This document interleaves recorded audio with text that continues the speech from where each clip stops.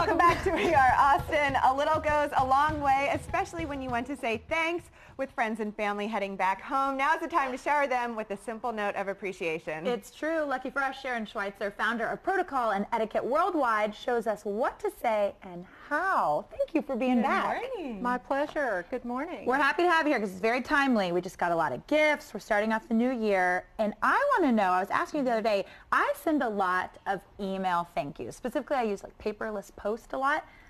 Is that okay? Where does that fall on the spectrum of etiquette?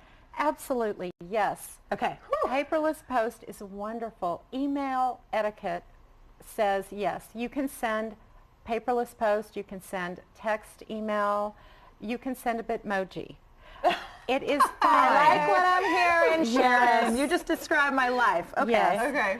It is fine. The world has advanced. A lot of people will send email or they will send some sort of an electronic thank you. Okay.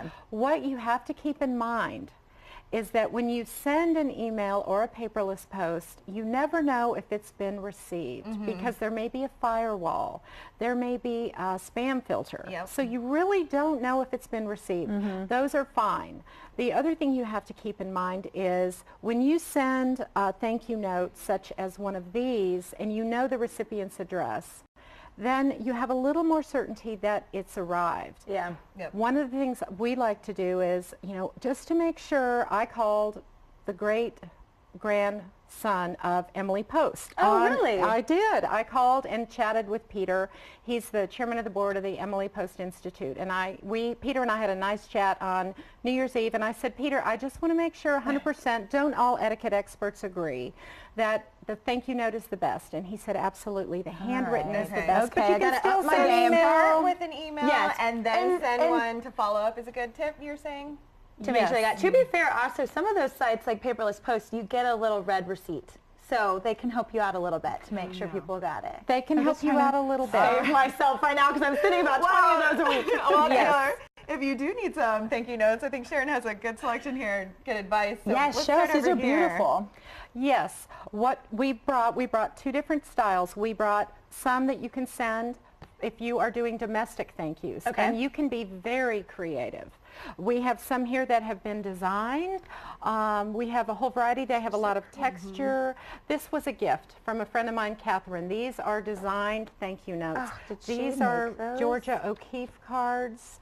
Those are And beautiful. a lot of these have some beautiful texture that you can feel. These are wonderful I thank wanna you notes feel that you it. can send. Excuse me, Anne, let me feel my texture card. could feel These are thank you so notes. beautiful. You're right, though, also. It is so fun when you actually get, like, old school mail and you get to open it up and you see someone's handwriting and you know they took the time to write it. Yeah. I just got to Yes. find that time, that's all. Okay, those Well, are great. whenever you see that your mail, don't you always reach for the handwritten note first? Yeah. I mean, who wants to open a bill? You want to open that handwritten true. note You first. absolutely You do. do. You do. And we have not forgotten about the gentleman. There are lots of different cards gentlemen can send. In fact, my husband loves to send these cards from Thomas Mangelson. Look at this wild That cat is just cool. waiting to Look pounce. at that.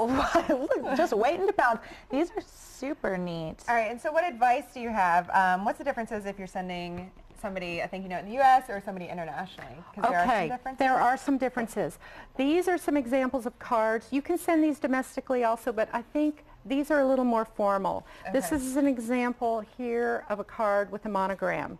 This is an example of a card with a simple blue border. Some of the cards I use, this is an example of one of my cards that I send out internationally, and then I use a stamp. You were showing me this earlier. It's so unique. It's a personalized stamp. Yes, so you it can is. Then, make it extra personal. Yes, it's from China. It is an imperial seal stamp. Also, cool. you can send this kind of a card with has a little Japanese script at the bottom, and it says thank you right on it, but it also has the little stamp. These cards are handmade, and in Czech it wow. says Děkuji, and it says merci Here, in can French. I have one of them? I'm going to hold so the camera can zoom in on Absolutely. this one if you want to. These are so pretty and handmade. They're so delicate, and they have all these details. I This love one them. says thank you in many different languages, Oh. and so does this one. That's unique. When you send these cards, you want to avoid abbreviations like ASAP or anything that's slang in U.S. And you want to sign with something that is not best. Best is passé now. We don't use that anymore. We All wanna right, I'm say- going to have to make a lot of changes to my lifestyle, Yes, you- people. I believe I sent an email last week with that in it. So. Pretty sure I sent a letter this morning that said, all my best. Good. All right. All my best is fabulous. Oh, Best really? regards is fine. Okay, just not the Just not simple best. best. Just not best. so it's basic. It's a little curt, and people are saying now it's passé. Okay, so international is a little more formal. You want to think about everything that you're writing, and then it's a little more casual in the U.S.? Is that? Yes, it's a little, we are one of the most informal countries. Australia and the U.S. are very informal. France and Japan are up at the top of the list when it comes to formality. If you want some of these tips, they're in my book, Access to Asia, Perfect. and we wrote up some tips for all of your TV viewers, and I think they're going to be listed on the station. They will. Perfect. Yeah. Check out that book, Access to Asia, full of information. so much good stuff at austinprotocol.com. Miss Sharon, thank you so much.